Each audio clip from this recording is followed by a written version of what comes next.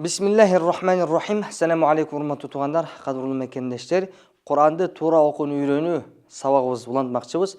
Бүгүн биз Аллах буйрса Аллахтын жардамы менен Масад сүрөсүн өтөбүз. Анда эмесе сабакты баштайлы. Суратул Масад. А'удhu billahi minash-shaytanir-rajim. Bismillahir-rahmanir-rahim. Масад сүрөсүнүн өзүнө киришели. Таббат. Эң алгач ушактан эле бизде көрүнүп тура турган эреже башталат. Бул та тамгасынын сүкүнү. Таббат бул ката. Ал эми туурасы та тамгасынын тажвид илим менен айтканда хамс деген сыпаты бар. Тары айтканда бир аз таббат дегенде та тамгасын айткандан кийин бир аз абаны чыгарып коебуз. Жеңилирээк түшүнүп айтканда таббат ытсы сыяктуу болуп кетет, бирок бир аз түшүнүш үчүн ытсы деген орус тилиндеги ытсы тамгасына окшоштуруп айтып атабыз, бирок андай эмес. Ошо бир аз жакындашып кетет дагы, бирок того кетер жери таббат дегенде аба бир аз токтолуп туруп кайра чыгат. Ошого таббат деп айтабыз, окуйбуз. Яда аби лахаби ва таб. Яда дегенде мына ушул толкун турат. Муну 4-5 аракет созуу. 4-5 аракет созобуз. Могу толкун келген болсо, жана андан кийин хамза тамгасы келсе, ошондо толкун келет дагы. Ошол толкунду 4-5 аракет. Яда аби таббат яда аби лахаби ва таб. Бул жерден мына ушул лахаби ва таб дегенде ба тамгасынын лахабин ва таб деп эмес, лахабиу деп танвинди вауга киргизип идгам кылып окуйбуз. Ошондо лахабиу ва таб деп окулат. Анан лахабиу дегенде бир бар ооз менен кармап коюу. Лахабиу ва таб. Анан бул ката болот. Лахабиу дегенде мурун менен гунна кылабыз. Лахабиу ва таб. Лахабиу ва таб. Андан кийинкиси мына ушул кайра ва таб. Биякта ба тамгасы сөздүн аягына келет. Калкала кылабыз. Жана ташиттүү болуп келет. Ошого калкаласы бул өтө ачык, даанак, бекем чыгыш керек. Ва таб. Бир эле учурда калкаланы да билдириш керекпиз, жана ошол эле учурда таштиттүү экендигин билдириш керекпиз. Ва таб деп койсок, анда мында калкала болот дагы, бирок таштиттүү экени билинбей калат. Таш чыкпай калган болот. Ошого ва таб деп таштит менен биргеликте калкала кылабыз. Андан кийинкиси, бул аятты бир сыра жыйынтыктап окуп коелу. Таббат яда аби лахаби ва таб. Дагы бир ирет. Таббат яда аби лахаби ва таб. Кийинки аят. Кайра эле толкун келтат. Буну 4-5 аракет. Ма агна. Маны 4-5 аракет создук. Андан кийин агна. Бул гоюн тамгасы. Агна. Ма агна. Агу дегенде агу. Эрин созо албайбыз. Эрин өз абында калат. Агна. Анан ма агу. Бул түшүнүктүү болду. Эрин созбойт экенбиз, гоюнду жоң кылып айтабыз. Андан кийин урматтуу туугандар, өзгөчө көңүл бура турган бүгүнкү сабагыбызда жана көпчүлүк адамдарда, анча каарыларда да жада калса, мына ушул агна анху, ма агна анху деп нундан кийинки алиф созулбай калат. Ошого агна эки аракет созобуз. Ма агна анху. Ма агна. Бир аз созуш керекпиз. Созулбай калса бул ката болуп калат. Андан кийинкиси анху Бұл түсінікті эле. Айын чыгарыш керек, санын чыгарыш керексиз. Анху малуху ва ма касаб. Малуху ва ма касаб. Қалқала.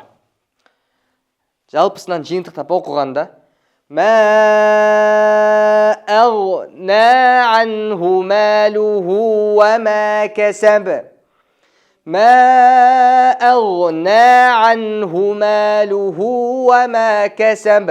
Андағы бір эскала туран десе, анху дегенде анху деп созып кетпеш керек. Малуху мұны созауыз, ал эми анху деп созбойбуз. Ошого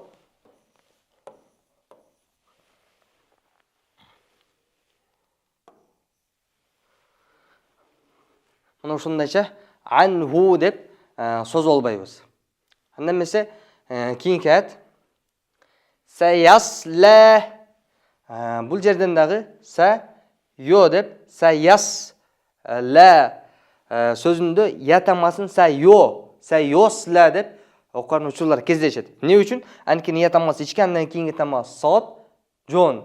Жон ичке тама көбүнчө жонго эргешип кетет. Ошого са йо деп бир аз жонго жакындатып йо кылып окулат.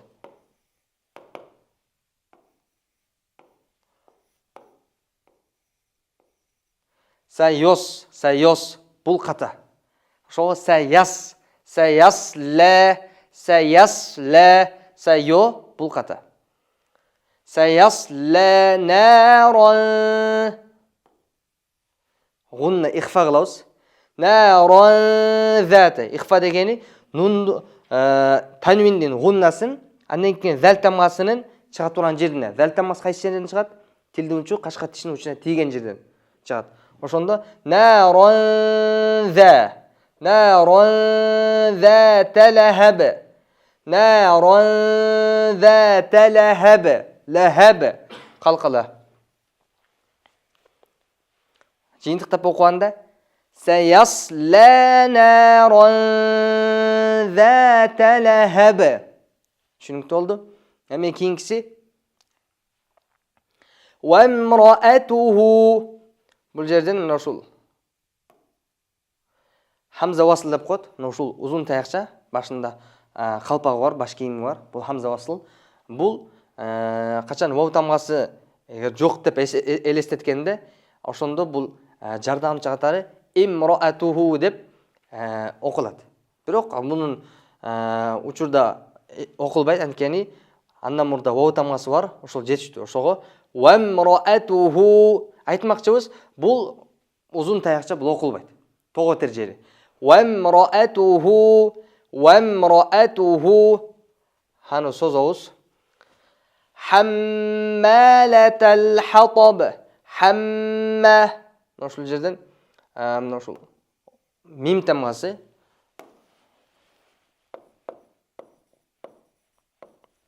унна.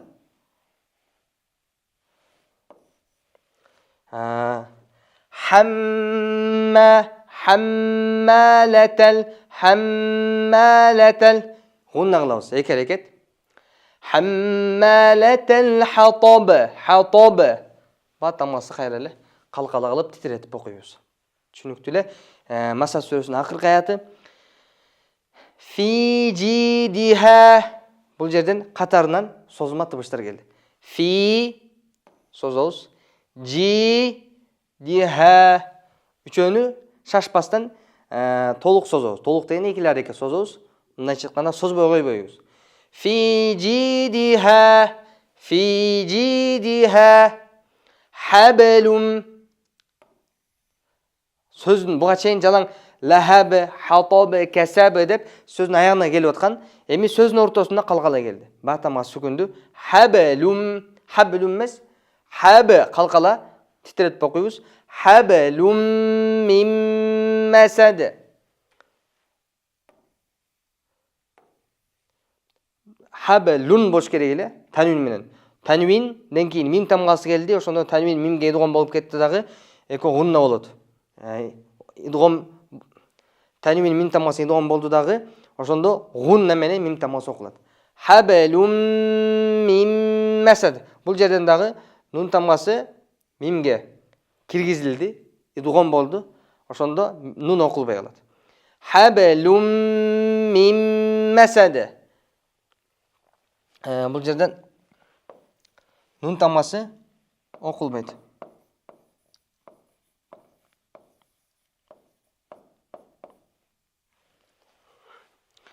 Хаблум мин масад. Калкала. Жыйынтыктап окуганда фи жидиха хаблум мин масад. Мына ушинтип урматтуу көрүүчүлөр, бүгүнкү сабагыбызда биз Масад сүрөсүн, ошол анын ичиндеги көп кездешкен каталарды көңүл буруп турган, өзгөчө маани берип турган эрежелерди айтып өттүк. Аллах таала бардыгыбызга мына ушул Курандагы ар бир сүрөнү туура талаптагыдай окуганга мүмкүнчүлүк берсин.